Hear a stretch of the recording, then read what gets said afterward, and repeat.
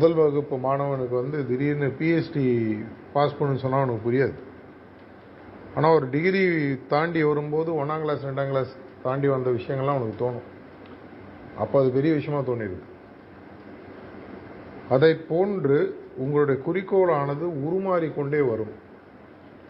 அப்படின்னா அது மாறுவதற்கு உங்களுக்கு ஒரு ரெஃபரன்ஸ் ஷீட் வேணும். 10 வருஷம் முன்னாடி நான் இது குறிக்கோளாக வச்சேன். குறிக்கோளை வச்சவனே வாழ்க்கையில் நம்ம என்ன பண்ணுவோம்? இப்போ ஒரு வீடு கட்டணும்னு குறிக்கோள் வைக்கிறீங்க, என்ன பண்ணுவீங்க?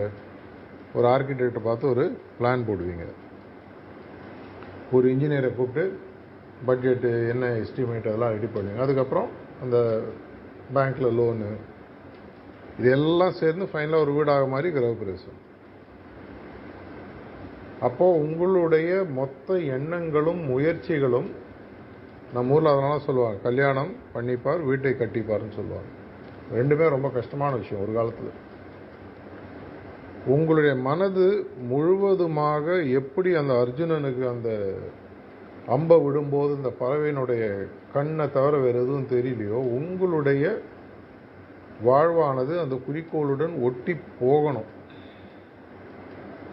அந்த குறிக்கோளை தவிர, அதனால தான் பாபுஜி மகாராஜ் எப்போ பேசினாலும் லாலாஜி பற்றி தான் பேசுவாங்க. சாரிஜி ஒரு போர் அடிச்சு போய் கேட்டாராம், நீங்கள் வேறு எதை பற்றியும் பேசவே மாட்டீங்க, வேறு என்ன உருப்படியாக பேசுறது இருக்குன்னு கேட்டாராம். அவரை தவிர பேசுறது என்ன இருக்கு? ஏன்னா லாலாஜி தான் அவருடைய குறிக்கோள். அவர் பார்க்கறது லாலாஜி மகாராஜ், அவர் நினைக்கிறது லாலாஜி மகாராஜ், விடக்கூடிய மூச்சு எல்லாமே பார்த்தீங்கன்னா அவருடைய குறிக்கோள் மட்டும்தான் அவருடைய வாழ்க்கையிலேருந்து